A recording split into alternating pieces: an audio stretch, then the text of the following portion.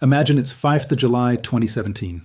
You're a 34-year-old heavy equipment mechanic living in San Rafael, Las Flores, Guatemala. Your house is small but solid, with a tin roof that rattles in the rain, and a concrete floor your wife sweeps twice a day. You have a motorcycle paid off in monthly installments, a little cash in a kitchen jar, and a daughter who expects school shoes before the next term starts. Each morning you wake before sunrise, drink sweet coffee from a chipped mug, and ride toward the Escobal silver mine with red dust gathering on your jeans. The work is loud, dangerous, and tiring, but it is steady, and steady as gold in a town where steady work used to be rare. You think your life is finally moving forward, like a train that has at last found its track. If you have ever wondered why a metal used in coins, solar panels, hospital equipment, and electronics can suddenly feel far scarcer than the world expected, stay with me. What you are about to hear is not a theory. It is a pattern. It has happened before. And if you find value in this kind of historical clarity, subscribing takes 2 seconds and keeps you ahead of what most people never see coming. Then the news lands. Guatemala's Supreme Court provisionally suspends Escobal's mining license. The road is already blocked by protesters. Lawyers start talking. Politicians start arguing. The gates do not collapse in a single dramatic second. They just stop opening the way they used to. And in that quiet change, one of the world's largest silver mines begins to disappear from the market. That is what this video is really about. Not just one mine, not just one country, but the deeper pattern that keeps returning through silver history. Again and again, the world assumes silver is abundant because it has always been there when needed. And again, history shows that silver supply is less like water from a tap and more like water from an old mountain spring. It can run for years. Then, without warning, the flow weakens, not because demand became imaginary, but because the ground itself became harder, deeper, slower, and more fragile than people wanted to believe. Before we go further, there is something important to understand. Most people think a silver shortage would begin in a silver mine. That is the first mistake. Today, most silver is not mined because miners wake up wanting silver. About 72% of global mine supply comes as a byproduct, which means it comes out of the ground while miners are really chasing lead, zinc, copper, or gold. Silver is often the passenger, not the driver. It is the smoke rising from another factory chimney. That changes everything, because if silver is mostly a side effect, then higher silver prices alone do not magically create more silver. If a copper mine shuts because of politics, if a lead zinc mine closes because grades fall, if a gold operation is delayed by permits, the silver tied to those mines vanishes too. The market looks large from above, but underneath it rests on a narrow set of gears, and many of those gears are turning for reasons that have nothing to do with silver itself. Now add the second part of the mechanism. Silver demand has become more industrial, which means more of it is being used up inside systems people rely on every day. In 2024, industrial demand reached a record 680.5 million ounces, and photovoltaic demand from solar panels alone reached 197.6 million ounces. Global mine supply that same year was 819.7 million ounces. Total demand was 1.164 billion ounces. Total supply was 1.015 billion. The market ended the year in a deficit of 148.9 million ounces, the fourth straight annual shortfall. Recycling rose to a 12-year high of 193.9 million ounces, but even that was not enough to close the gap. So the hidden engine of silver scarcity is simple.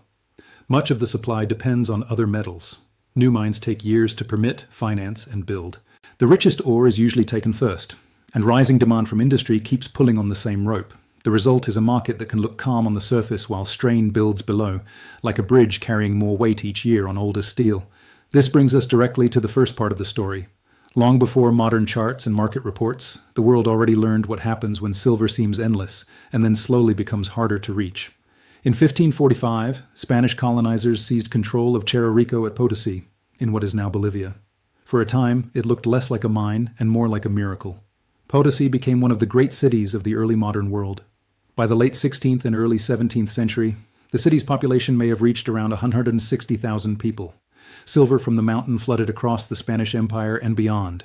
Between 1500 and 1800, Bolivia, Peru, and Mexico together accounted for more than 85% of world silver production and trade.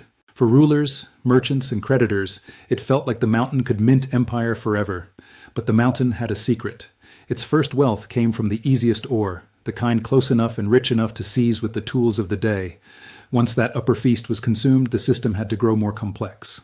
In the early 1570s, the Spanish adopted mercury amalgamation, a process that used mercury to pull silver from lower-grade ore.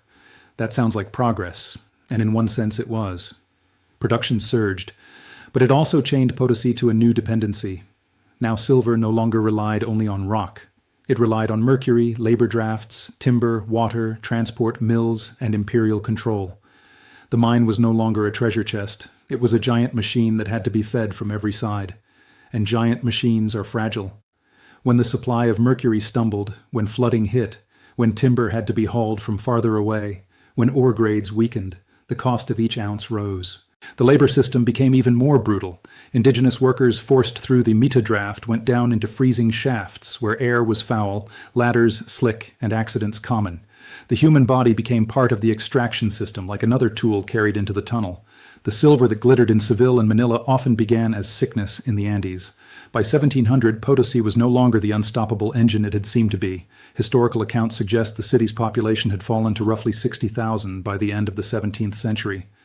Some historians note annual silver output had dropped by about 2/3 from earlier highs. The story did not end in one theatrical collapse. It withered.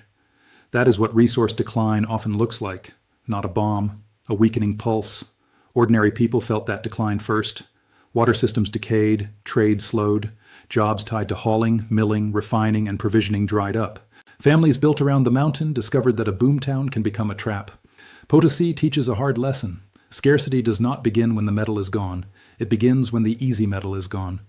Once a mining system has to lean on deeper shafts, worse ore, longer transport lines, harsher labor, and more chemical help, each ounce becomes more vulnerable than the last. The silver is still in the mountain, but the mountain is no longer giving it up cheaply. And this is where history gets uncomfortable. People living through the boom almost never believe the underlying geology has changed the rules. They confuse output with permanence. They see ships loaded with bullion and assume the river will never dry.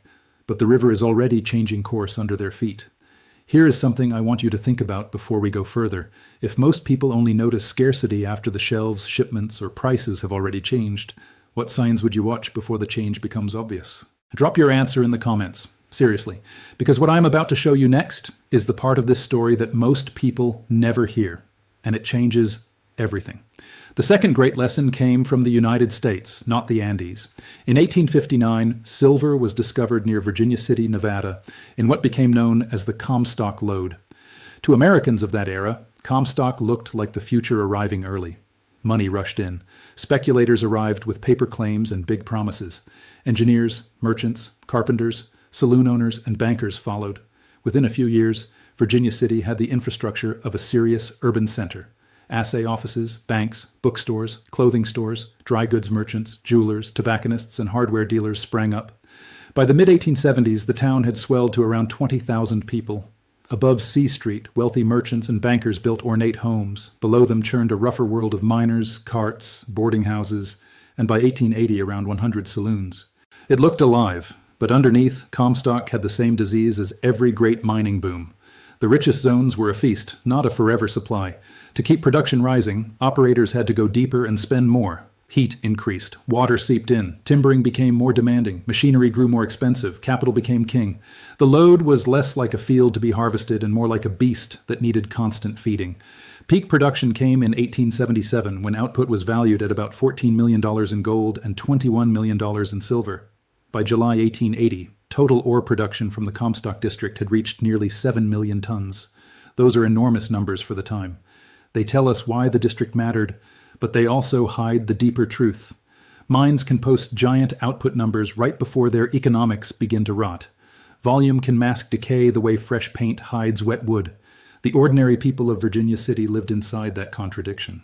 A shopkeeper could be prosperous on Monday and worried by winter. A miner might hear that a new strike had been found and think the town had another decade, while the owners were already studying costs, water problems, and declining grades. A boarding house owner could borrow to expand just as the district was moving past its sweetest years. Boomtown life trains people to mistake noise for strength. The bars are full. The stagecoaches keep arriving. Newspapers speak of fresh opportunities. So who wants to admit the foundation is thinning? Then the numbers turned human. Virginia City's population fell from 10,117 in 1880 to 6,433 in 1890, and then to 2,695 by 1900. Businesses closed. Workers moved on. Buildings that had served a roaring camp became relics. The silver had not vanished from the history books. It vanished from pay packets, store receipts, freight orders, and local confidence. That is how mining decline enters real life. First it touches investment, then payroll, then school budgets, then the kitchen table. What Comstock adds to the story is the role of cost. Potosi showed what happens when easy ore is exhausted, and a giant system grows dependent on inputs. Comstock showed what happens when a mine remains famous even as the economics of reaching the metal become harder. It is one thing for silver to exist underground. It is another thing for silver to be reachable at a cost that keeps the whole machine alive. That difference is where scarcity is born. Now here's where it gets interesting. Modern investors often assume technology solved this old problem. Better drills, better data, better transport, better chemicals, better risk models. And yes, modern mining is more advanced, but advanced systems can still be brittle. In some ways, they are brittle in new ways because they depend on permits, courts, local consent, global freight, diesel, capital markets, and the economics of metals that may not even be silver. Look at what happened next in the modern era. In 2020, as governments imposed pandemic lockdowns, major silver-producing countries, including Mexico, Peru, and Bolivia, suspended mining operations. The World Silver Survey 2020 projected global mine production would fall 4.6% that year, a drop of 38.8 million ounces to 797.8 million ounces. Compared with expectations before the pandemic, the downward revision was even larger, 54.5 million ounces. Mexico and Peru alone had produced about 325.7 million ounces in 2019, roughly 39% of global mine supply.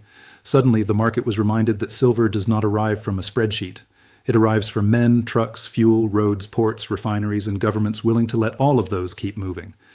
This leads to the second part of this modern story. The pandemic did not expose a single weak mine. It exposed a network dependency. When flights were cut, doré bars had trouble moving. Doré means partly refined metal bars, the rough first stage before final refining. When refiners closed, material backed up. When health rules limited crews, operations slowed. And because most silver is a byproduct, trouble in base metal mines meant trouble for silver, even where silver itself was not the headline problem. It was like discovering that the lights in your house run through switches hidden in your neighbor's walls. The lesson became even clearer after the pandemic shock passed. In 2023, Newmont's Peñasquito mine in Mexico lost about 12 million ounces of silver production after a 4-month union strike from June 7 to October 13. First Quantum's Cobre Panama copper mine was then put on care and maintenance after Panama's Supreme Court ruled its concession contract unconstitutional. That was a copper story on the surface. But copper mines can also carry silver with them. And Escobal in Guatemala, one of the world's largest silver mines, remained out of operation. Different countries, different legal disputes, different metals, same consequence, silver supply thinned. By 2024, global silver mine production rose only 0.9% to 809.7 million ounces. That sounds stable until you compare it with demand. Total silver demand was 1.164 billion ounces. The market ended with a 148.9 million ounce deficit. Industrial demand hit a record 680.5 million ounces. Solar panel demand alone reached 197.6 million ounces, almost as large as output from all primary silver mines combined, which fell to 227.5 million ounces. Think about that for a second. One slice of modern industry now consumes nearly the same amount of silver that the world's dedicated silver mines produce in a year. That is the counterintuitive part most people miss. The world talks about silver as if it were mainly produced by silver mines, but in 2024, lead and zinc mines were the biggest single source, supplying 241.3 million ounces. Copper mines added 219.4 million. Gold mines added 127.1 million. Primary silver mines supplied 227.5 million. In plain English, the market depends on a patchwork. If one patch tears, the whole blanket gets colder, and that patchwork does not respond quickly. A higher price can encourage exploration, but exploration is not production. A discovery is not a working mine. A promising hole in the ground is not a poured bar. Permits take years, financing takes years, construction takes years, local opposition can stop a project, courts can delay it, water disputes can slow it, a single line in an environmental ruling can matter more than months of optimistic market chatter. Even the 2024 supply increase came from fragile places. Mexico added about 3.8 million ounces, partly because Peñasquito returned to full production. Australia added 6.2 million ounces. Bolivia added 4.6 million. The United States added 3.2 million. But Chile lost 8.8 million ounces. China and India also slipped. Some mines reported lower grades at operations like Green Creek, La Coipa, and Collahuasi. Lower grades sound technical, but the meaning is simple. You move more rock to get the same silver, the loaf gets smaller while the oven works harder, and the industry's own outlook carries a warning. The World Silver Survey said mine production may peak around 2026 and then begin to fall as several mines approach the end of their lives. End of life in mining does not mean the mountain disappears. It means the profitable part of the mountain is thinning out. The body is still standing, but the strength is leaving the bones. That is why silver can grow scarcer even in a world full of maps, satellites, and giant machines. Modern technology can help find metal. It cannot repeal depletion. Most people will never know what you now know. Most people will keep trusting systems they do not understand. If you are still here, you are not most people. Hit subscribe. Because the next section is the part this channel was made for, the part they never put in textbooks. Now look at all three together: Potosi, Comstock, modern Latin America, different countries, different centuries, different technology, same result.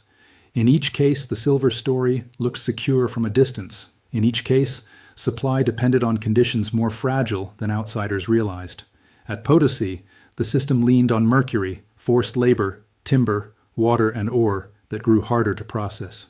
At Comstock, it leaned on ever deeper workings, more capital, and economics that worsened even while output looked huge. In the modern market, it leans on copper, lead, zinc, and gold mines, on permits and courts, on social consent, on freight systems, and on governments. The same mechanism. Different countries, different decades, same result. The easiest ounces come first. Later ounces need more money, more energy, more machinery, more political stability, more local acceptance, and more luck. That means the supply curve of silver is not a staircase. It is a cliff hidden by fog. And there is one more twist that makes the current moment especially important. The world is asking silver to do more than it used to do. Silver is not just jewelry and coins. It is wiring, contacts, switches, chemical applications, medical uses, vehicles, power systems, and above all, the electrical pathways inside solar panels. The green transition, which sounds soft and clean in political speeches, still runs through hard rock, blasting powder, tailings, diesel, and permits. People imagine a future of sunlight. They forget the tunnels. At this point, the pattern becomes impossible to ignore. A metal once thought plentiful, because empires, boomtowns, and modern industry all used it heavily, may actually be vulnerable for the same reason. Everybody assumes somebody else will keep producing it, but when supply is concentrated, byproduct-heavy, geology-dependent, and politically exposed, abundance can be an illusion created by yesterday's investments. And this is where history stops being abstract and becomes personal. Who gets hurt first when silver supply tightens or turns uncertain? Not usually the billionaire at the top of the chain, not usually the state with stockpiles. It is the people living closest to the mine and the people least able to absorb delays, volatility, or rising costs. Think about how many layers stand between a silver vein and the final user. There is the miner underground, the contractor hauling fuel, the cook feeding the night shift, the truck driver taking concentrate to a port, the refiner separating metal, the factory manager buying contacts, solder, or solar paste, the small jeweler waiting on inventory, the hospital buyer ordering equipment with silver components. When supply grows unstable, stress runs through that chain like a crack through ice. Some people hear it early, others only feel the cold after they have already stepped out too far. History shows the first pain is often local and specific, while the market language stays broad and calm. Analysts say output slipped. Communities say overtime vanished. Analysts say a project moved to care and maintenance, which means a mine is kept in a standby condition. Families say rent is late. Analysts say grades deteriorated.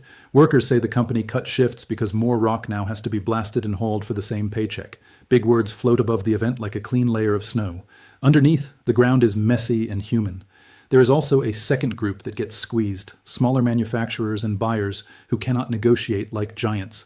A huge multinational can hedge risk, redesign products, secure long contracts, or absorb a temporary shock.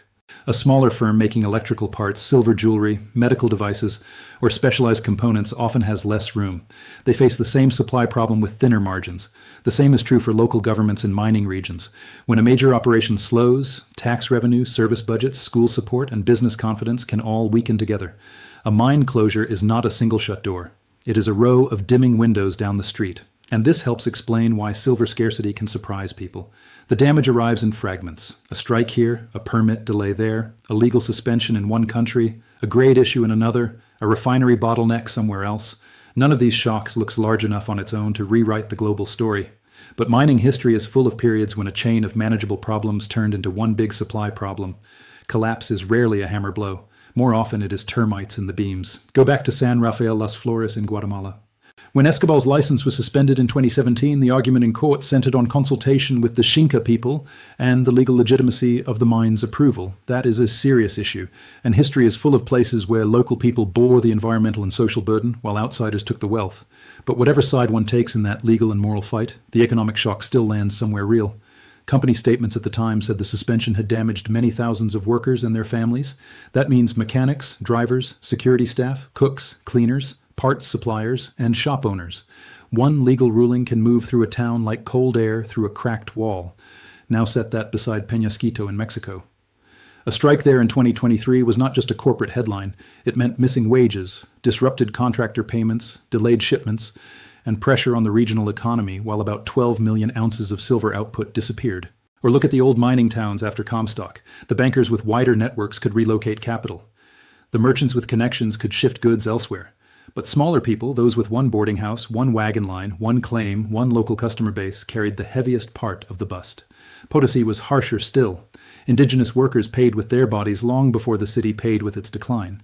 When the system was expanding, they were coerced into labor. When the system weakened, they did not get repaid for generations of extraction. That is another pattern history keeps repeating. The gains from a mining boom are often privatized, which means concentrated in a few hands. The losses are socialized, which means spread across workers, families, and communities. But scarcity also creates a different class of winners, not moral winners, not always admirable winners, just people positioned better than others. Refiners and recyclers often gain importance when fresh mine supply disappoints. In 2024, silver recycling rose 6% to 193.9 million ounces, a 12-year high. Why? Because firmer prices and economic pressure encouraged more selling and more recovery. Industrial scrap from spent ethylene oxide catalysts also helped. When mines falter, the old drawer, the factory scrap bin, and the smelter floor suddenly start to matter more. Large companies with diversified asset bases also tend to survive better than single-town economies. So do states that understand strategic materials before the public does, and manufacturers that can thrift, which means reduce metal use per unit or substitute where possible, often buy themselves time. History's cruel joke is that the people closest to the rock are not always the people best protected from the consequences when the rock stops paying. And once a town learns that lesson, easy assurances never sound quite the same again. The question is not whether this pattern will repeat. History has already answered that. The only question is whether you will see it before it sees you. If this channel helps you think differently about the world you live in, subscribe. It costs nothing.